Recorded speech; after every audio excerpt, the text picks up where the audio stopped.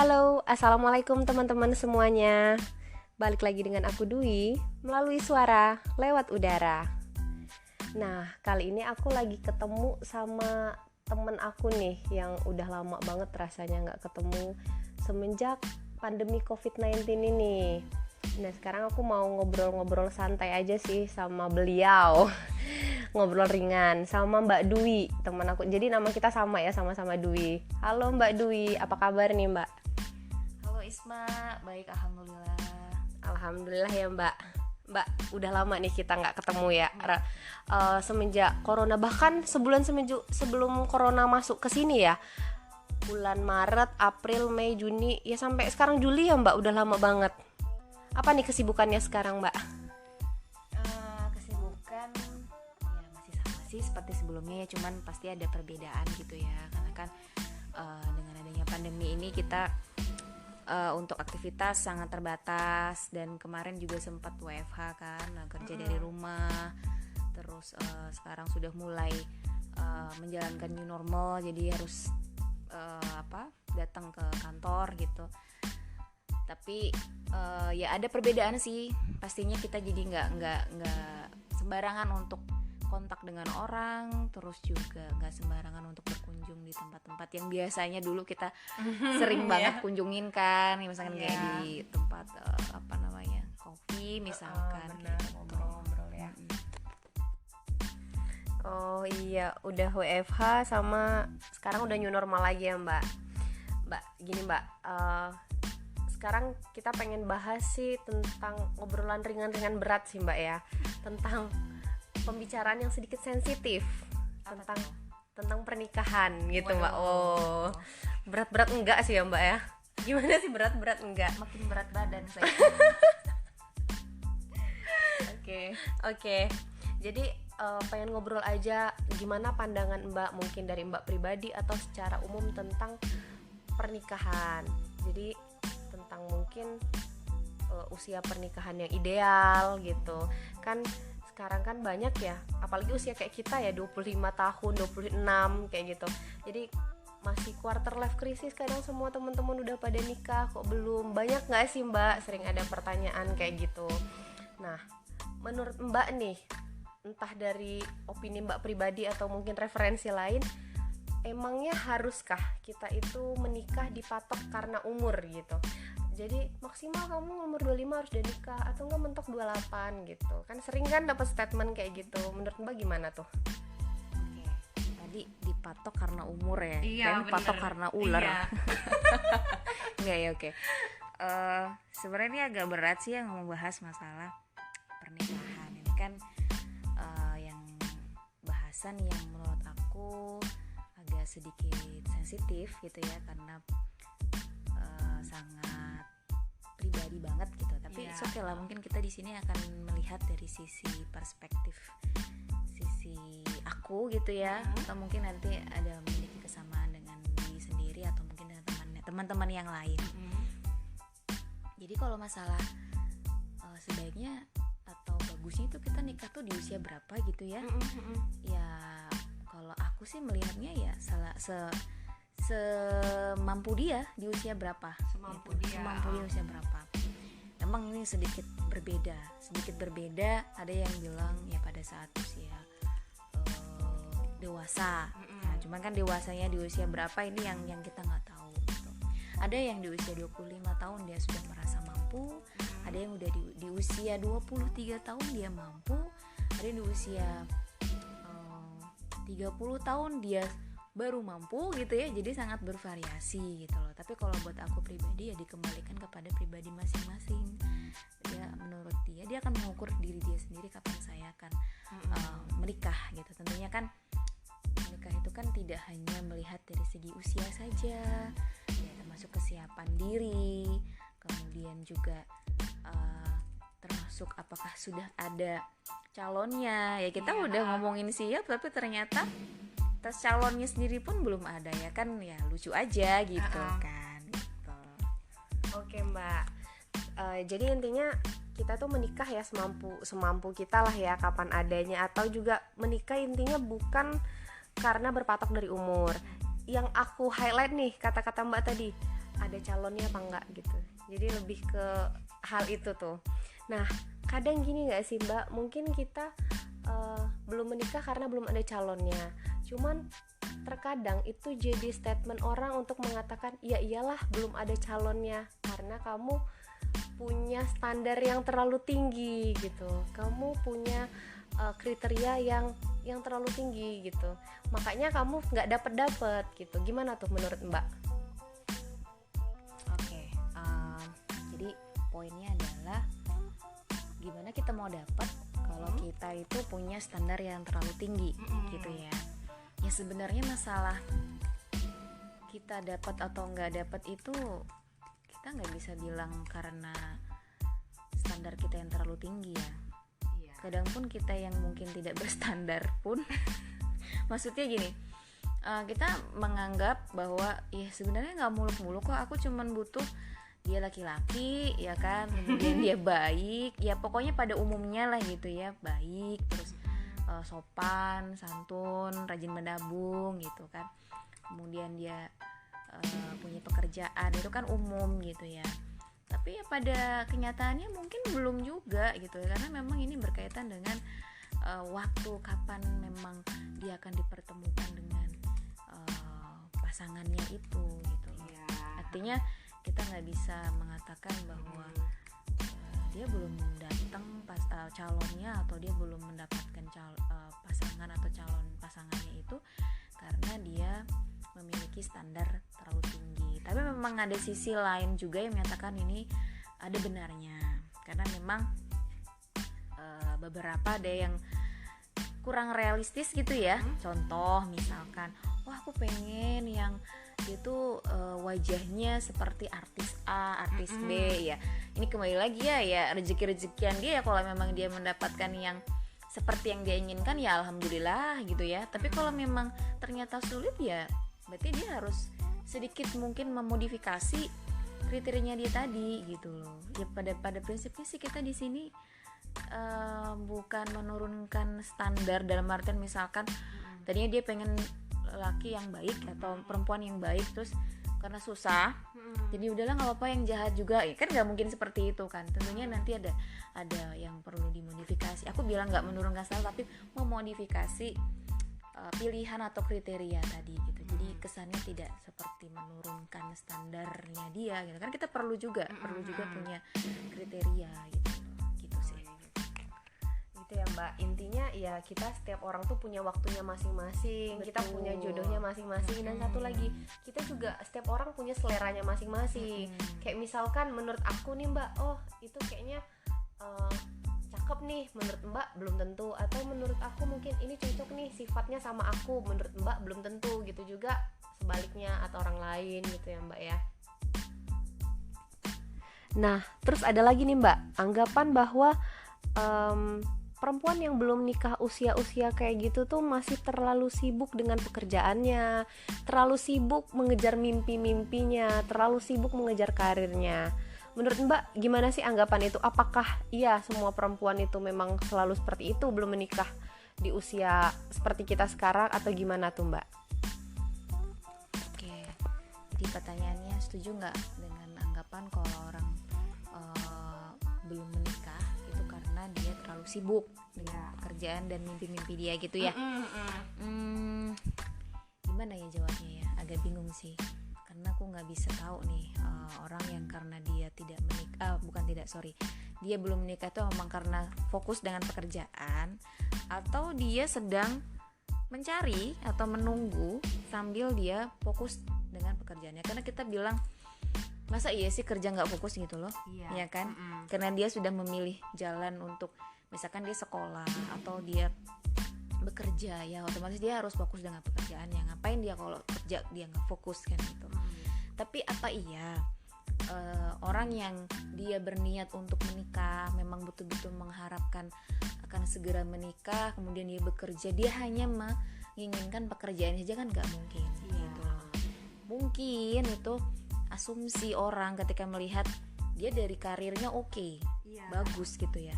Tapi dari segi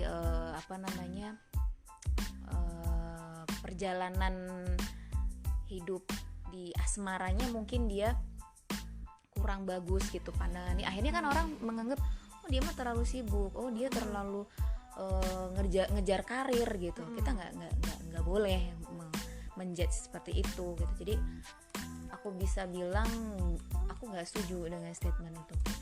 Kalaupun memang benar-benar ada, ya itu kita juga nggak bisa langsung bilang oh dia mah gini. Kita nggak punya hak untuk menjustifikasi siapapun gitu, karena kita nggak pernah tahu loh di belakang itu. Karena banyak banget kejadian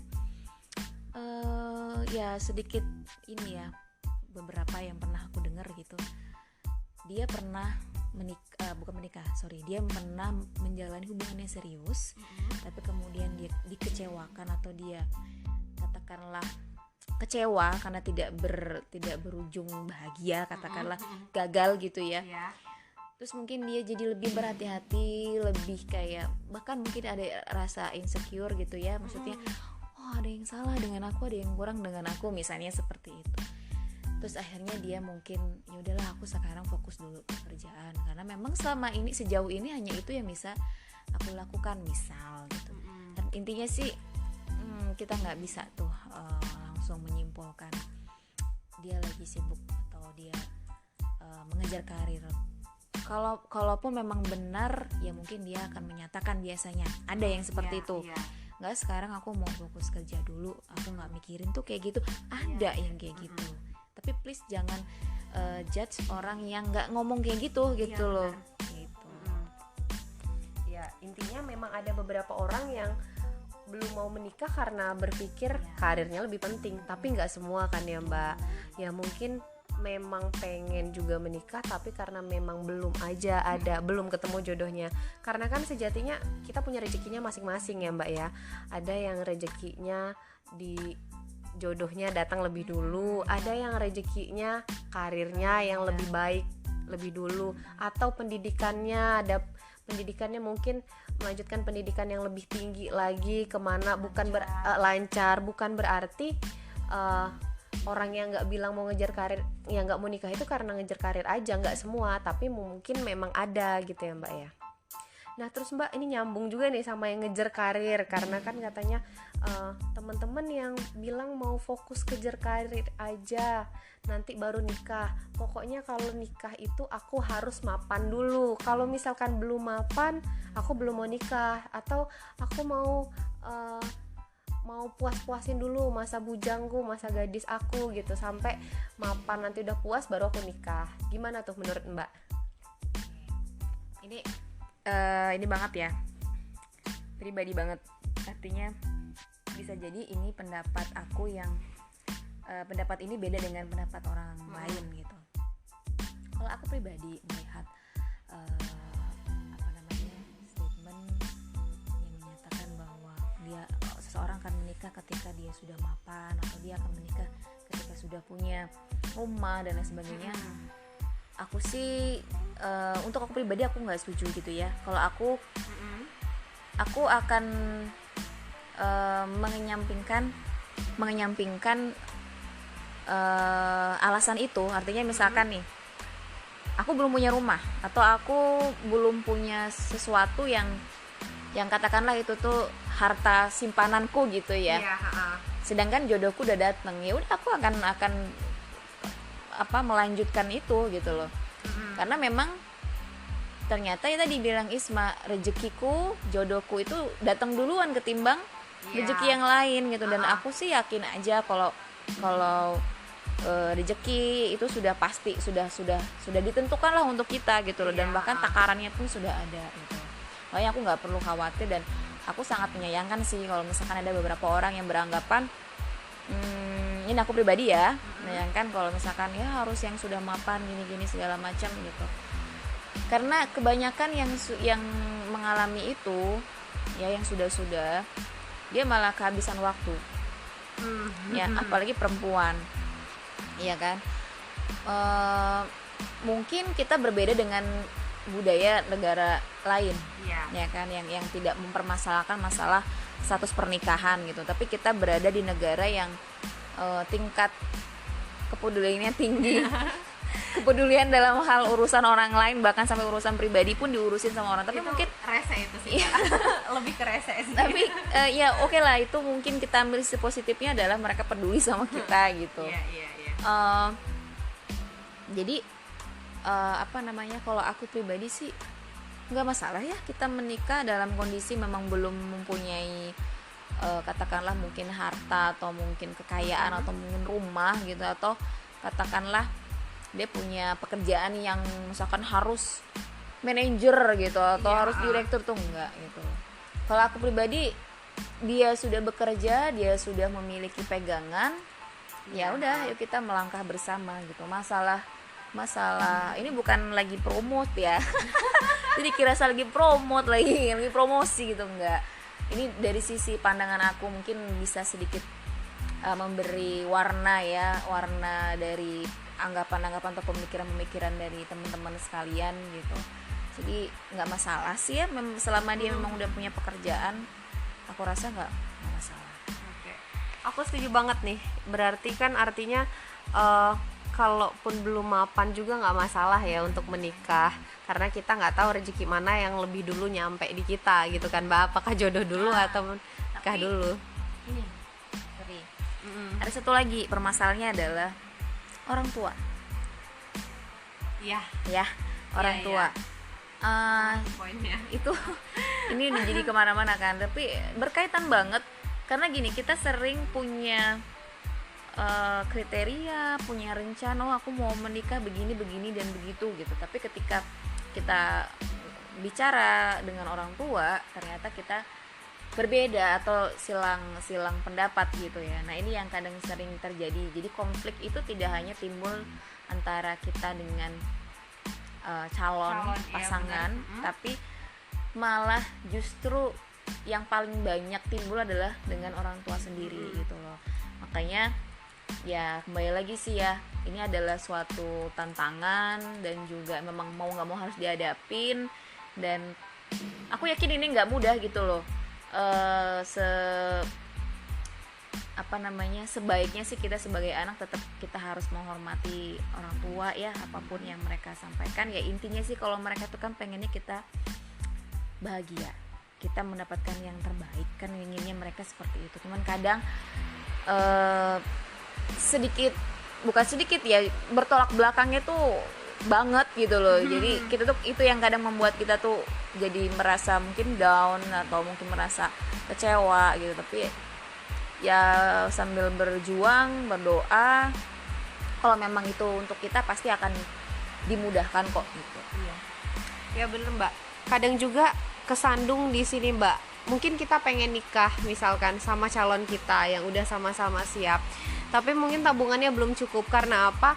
Terkadang orang tua pengen yang lebih besar gitu, acaranya banyak yang harus diundang, teman orang tua kita banyak, nanti takutnya tersinggung kalau yang ini nggak diundang, yang itu nggak diundang. Akhirnya pengen yang gimana besar-besaran gitu ya nggak sih Mbak? Ini kayaknya banyak banget kendala anak-anak muda itu yang pengen undang semua. Kadang yang nggak diundang pun sering tersinggung ya nggak sih Mbak? Dari sisi orang tua, padahal kita yang muda ini kadang memang begitu sih, kita yang nikah tapi kadang kita salamin orang-orang yang kita belum kenal karena itu temennya orang tua kita gitu. Tapi kan Mbak, kalau sering dengar gak sih omongan bahwa menikah itu meruntuhkan segala macam rezeki. Jadi kita nggak usah takut sih, pasti ada rezekinya, entah itu nanti rezeki suami istri itu karena menikah atau rezeki karena anak. Jadi kan kalau menurut aku sih lebih setuju nggak yang krusial banget harus mapan dulu sih Mbak ya, karena nanti rezekinya ada aja gitu. Terus yang paling penting, laki-laki itu menurut aku yang penting harus tanggung jawab. Karena kalaupun belum mapan, kalau dia tanggung jawab, apapun aja dikerjain dia buat bertanggung jawab sama kita, mencari nafkah lah, apapun dicari. Kalau dia udah nggak tanggung jawab, ya udahlah gue capek katanya gitu ya, cuman duduk aja di rumah ya nggak sih Mbak? Paling gitu ya. Oh iya Mbak, ini ada pertanyaan lagi nih Mbak. Mbak setuju nggak sih menurut Mbak nih ya, pendidikan tinggi seorang perempuan itu bisa menghambat menuju ke pernikahan? Artian gini, laki-lakinya jadi minder nih, ceweknya terlalu tinggi ini pendidikannya gitu. Kadang mau S2 aja mikirnya sampai ke situ gitu loh Mbak. Menurut Mbak gimana tuh? Sebenarnya pertanyaan ini lebih cocok diajukan pada kaum laki-laki ya. Iya, tapi dari perspektif Mbak deh. Oke, karena saya masih diakui sebagai kaum perempuan gitu ya, saya akan coba menjawab. Jadi kalau misalkan dibilang pendidikan terlalu tinggi itu akan menghambat atau akan menghambat seseorang perempuan ya, terutama itu untuk mendapatkan pasangan gitu. Mungkin ada sisi benarnya dan mungkin nggak selalu benar gitu. Benarnya adalah ini bisa menjadi salah satu sebab sebenarnya, karena ketika dia menempuh pendidikan, otomatis dia kan fokusnya juga tidak hanya fokus ke pernikahan, ya kan?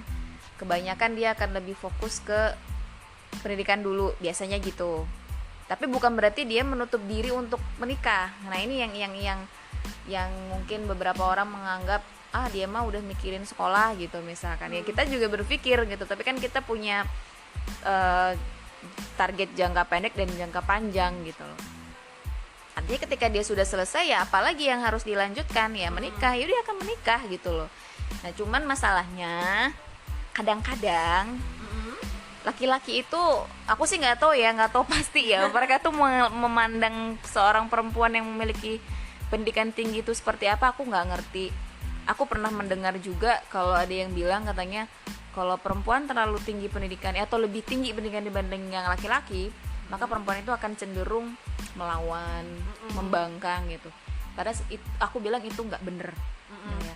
Kalaupun melawan atau membangkang, nggak usah dilihat dari tingkat pendidikannya deh. Iya, ya kan, yang tingkat pendidikannya mungkin lebih rendah dari suaminya pun ada kok yang membangkang. Iya, gitu loh. Jadi bukan berarti orang yang punya tingkat pendidikan lebih tinggi dibandingkan si laki-lakinya dia akan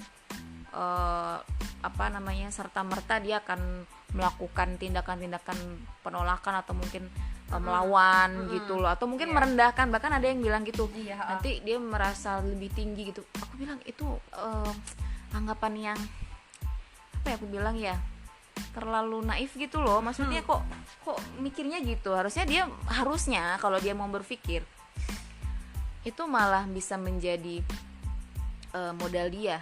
Ya kita nggak usah ngomongin ini nanti si perempuan jadi apa ya, banyak kok yang sekolahnya tinggi jadi ibu rumah tangga banyak. Dan aku sangat apresiatif banget lah dengan ibu-ibu yang seperti itu. Artinya dia mengabdikan ilmunya dia ya nanti ke anak-anaknya gitu. Tapi bukan berarti yang mungkin dia mengaplikasikan ke keilmuannya di dunia kerja ya bukan berarti dia salah juga, enggak gitu loh. Pasti semua itu punya alasan masing-masing gitu.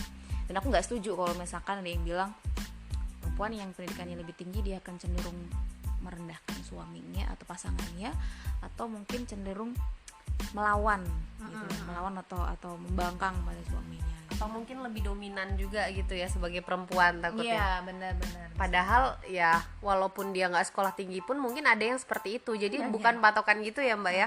Lagian juga tadi kan kata Mbak mungkin setelah dia pendidikan tinggi baru mikir kuliah, atau bahkan mungkin kan pendidikan tinggi udah misalkan S2 tuh di tengah jalan ketemu jodohnya. Sebenarnya kan sebagai perempuan nggak masalah dong buat menikah di sela-sela kuliah gitu. Sedangkan teman-teman aku pun waktu zaman aku kuliah S1 tuh masih di tengah jalan pun ada yang menikah, apalagi yang sudah pendidikan lanjut gitu. Sebenarnya nggak masalah sih ya Mbak ya. Terus kenapa laki-lakinya berpikir seperti itu? Apakah mungkin ini kita nggak tahu sih, apakah mungkin laki-lakinya itu emang minder aja kali ya? Mungkin bisa jadi. Lagian juga sih Mbak, untuk perempuan yang sekolahnya tinggi kan pada akhirnya memang kita untuk mendidik anak-anak. Jadi kalau menurut aku sih nggak masalah juga perempuan berpendidikan tinggi, karena itu juga buat modal ngedidik anak nanti. Karena madrasah pertama anak kita ya memang dari keluarga, khususnya ibu kan yang didik. Jadi ya nggak masalah juga sih ya Mbak ya kalau masalah itu. Mungkin kalau memang laki-laki yang berpikir seperti itu yang kayak kita jelasin tadi, ya belum jodohnya aja dengan perempuan yang sekolah tinggi tadi. Dan satu lagi mungkin tadi nyambung dengan pernyataan Dwi terkait dengan bahwa ibu itu adalah madrasah pertama gitu ya, istilahnya sekolah pertamanya si anak gitu kan. Ya ini kembali lagi ke pribadi masing-masing gitu. Aku juga nggak bisa bilang semuanya seperti itu, karena memang ada beberapa perempuan yang dia dari segi akademi dari segi keilmuan ya, dari segi prestasi dia bagus gitu, dia pendidikan tinggi, cuman sayang mungkin tidak dibekali dengan ilmu kalau dari umumnya parenting gitu ya, budi pekertinya, dari segi akhlaknya, dari agamanya mungkin, jadi dia kurang bisa mengelola si anak ini gitu. Tapi ya kembali lagi, nggak semua dan malah kebanyakan yang dia punya pendidikan tinggi gitu ya. Ini bukan berarti mengecilkan yang nggak berpendidikan ya, maksudnya yang nggak pernah mengenyam pendidikan, bukan. Tapi ini konteks kita adalah yang pendidikan tinggi tadi gitu loh. Karena aku nggak setuju kalau dikatakan bahwa yang punya pendidikan tinggi itu cenderung nggak bisa ngurus anak atau mungkin tadi merendahkan suami gitu. Aku nggak setuju gitu. Jadi tergantung dari personalnya gitu. Dan malah sebaliknya, yang punya pendidikan tinggi dia tahu harus ngapain, maksudnya harus mencari tahu. Dia akan cenderung mencari sumber yang terpercaya, misalkan masalah parenting, masalah kesehatan.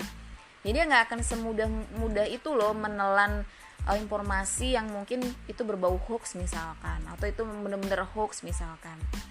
Dia akan mencari sumber yang bisa dipertanggungjawabkan, misalkan dia mau tanya kesehatan ya sama ahlinya, misalkan dokter gitu ya, atau mungkin ahli gizi misalkan seperti itu. Dia misalkan mau nanya obat misalkan dengan dokter atau dengan apoteker misalkan seperti itu. Jadi aku rasa itu harusnya menjadi benefit gitu. Ya, bukan menjadi hal yang negatif. Oke Mbak, rada berat-berat juga sih bahasannya, berat-berat ringan tadi ya Mbak ya. Nggak kerasa sih ini udah 26 menitan kita ini ngobrol ya Mbak ya. Jadi intinya adalah banyak stereotip di masyarakat yang semuanya nggak bisa dipukul rata gitu, masalah pernikahan ini. Yang langsung judging, kenapa sih belum menikah, kenapa menikah itu harusnya maksimal usia 25, 26 gitu, atau dia nggak nikah karena standar dia terlalu tinggi, ataukah dia ngejar karir, atau karena dia nunggu mapan dulu. Sebenarnya mungkin ada beberapa orang yang memang seperti itu, tapi ada lagi yang enggak, karena setiap orang kan sejatinya beda-beda kan ya Mbak ya. Jadi intinya nggak bisa dipukul rata semua, cuman lebih ke hati-hati berbicara masalah kenapa nggak nikah, karena kan takutnya itu menyinggung gitu kan. Kita kan nggak tahu ya alasan kenapa seseorang belum menikah gitu ya Mbak ya, karena beda-beda punya alasannya. Oke Mbak Dwi, Mbak punya pesan nggak mungkin buat temen-temen yang suka melayangkan pertanyaan-pertanyaan kapan, dan dengan pertanyaan yang diikuti dengan judging tadi, kamu mah belum menikah karena ngejar karir mulu sih, atau karena kamu standarnya terlalu tinggi sih, kayak yang kita bahas tadi. Mbak punya pesan nggak buat teman-teman yang gitu?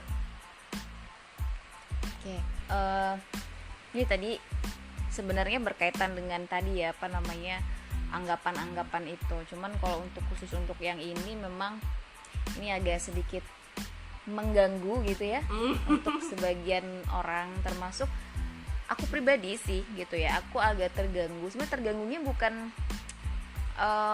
terusik terus kemudian aku belum nikah tuh, enggak gitu loh. Karena aku meyakini bahwa kita sudah disiapkan, dan saat ini tuh kita berikhtiar gitu loh. Dari ikhtiar kita tuh nggak perlu diumumin pakai mikrofon di dalam masjid atau mungkin di depan panggung gitu ya, istilahnya gitu. Gitu. Kita nggak usah ngomong, kita pergerakan di bawah tanah lah istilahnya ya gitu. Itu pun kan orang nggak perlu tahu lah intinya gitu. Pesannya untuk orang yang mungkin sering bertanya kapan menikah, kemudian dia nanya lagi kenapa belum menikah gitu ya. Coba sebelum bertanya tuh tanyakan sama diri sendiri dulu gitu loh, kira-kira apa manfaat aku bertanya ini, pertanyaanku ini manfaatnya apa. Apakah aku hanya sebatas pengen tahu, apakah aku memang mau membantu dia ketika aku sudah tahu apa jawabannya. Kemudian pikir lagi, apakah pertanyaan ini tidak mengganggu orang tersebut, dan apakah pertanyaan ini pantas atau pas timingnya aku tanyakan untuk saat seperti. Karena aku sering banget menemukan ya nggak cuman ini ya, pada umumnya lah gitu ya, orang merasa malu ketika dia ditanya di depan umum gitu. Nah makanya untuk yang seperti ini, cobalah si penanya ini untuk ya kalau bisa ngomongnya di belakang lah gitu ya. Ini maksudnya ngomong di belakang tuh bukan ngomong negatif ya, maksudnya ngomongnya di balik layar. Coba tanya empat mata gitu, atau misalkan takut terlalu nanti menimbulkan kecurigaan, ambillah satu teman gitu ya untuk menjadi saksi, misalkan udah menikah apa belum gitu, atau melalui perantara misalkan siapa gitu temannya, teman dekatnya misalkan, tanya sama orang itu udah menikah atau belum gitu. Karena kebanyakan ya Dwi, yang terjadi itu kan dia tuh nangis sebenarnya udah tahu, ya kan kelihatan loh, orang tuh tanya beneran dengan tanya yang kepo, cuman kepo atau cuman kayak ngejek gitu loh, ngejek kayak belum nikah ya, udah nikah belum sih kayak gitu, belum nikah ya kayak gitu. Bahkan Mbak kadang jomblo ya, gitu-gitu banget lah sih. Jadi kayak ada unsur mungkin bercanda gitu ya, tapi ya pada momen tertentu tuh sedikit melecehkan menurut aku gitu loh. Apalagi kalau udah sampai ke tingkat dia menjodoh-jodohkan gitu kan. Misalkan ada laki-laki yang dia single gitu, terus udah sama itu aja, udah sama ini, aduh. Itu emang jadi bahan buat yang jomblo sih Mbak biasanya. Ketika di apa istilahnya dijodohkan gitu, yang dirasakan bukan seneng tapi malu. Yang ada malu gitu ya. Maksudnya kalau emang betul-betul berniat untuk menjodohkan atau membantu, tadi itu dengan cara tadi, ajak dia bicara, dudukkan, tanyai dulu berkenan atau enggak, baru kalau memang berniat untuk membantu ya bantu. Jangan cuman ya tadi itu gitu, karena nggak bisa kayak gitu, itu menyakitkan gitu loh gitu. Dan bagi orang lain tuh itu juga aneh, karena nggak semua orang tuh peduli loh sama urusan orang. Gitu. Ketika dia ada kesenangan sendiri buat dia dengan melakukan itu mungkin gitu ya. Tapi menurut aku tuh itu please lah, jangan ya teman-teman ya, semua ya yang mau perempuan mau laki-laki seperti itu, kalau emang mau niat bantu ya bantulah dengan cara yang tepat gitu. Jangan malah membuat dia semakin down, semakin mungkin dia merasa kecewa gitu ya, atau bahkan malah semakin jengkel sama temannya sendiri gitu. Biasanya kan gitu ya gitu, kita udah yang kok dia gitu sih sama aku, nah jadi males ya Mbak, jadi males gitu. Jadi pesannya itu tadi sih. Oke Mbak Dwi. Oke, makasih banyak loh Mbak Dwi atas waktunya.